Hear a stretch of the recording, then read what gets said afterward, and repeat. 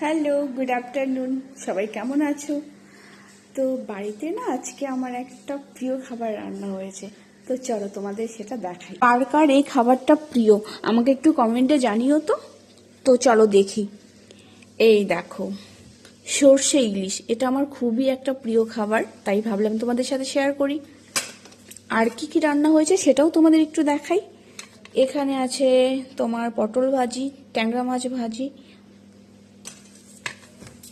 আর এখানে আছে তোমার বাবার জন্য এই হালকা করে ট্যাংরা মাছের ঝোল টাইপের। এখানে আছে তোমার কাতল মাছ ভাজি, আর এখানে আছে তোমার শুটকি মাছ। এটা আমার মার খুবই প্রিয় খাবার, তাই জন্য আমাদের বাড়িতে প্রায়ই হয়, এটা আমিও খাই। আর এখানে আছে তোমার মোচা দিয়ে চিংড়ি মাছ, আর এখানে আছে মুসুর।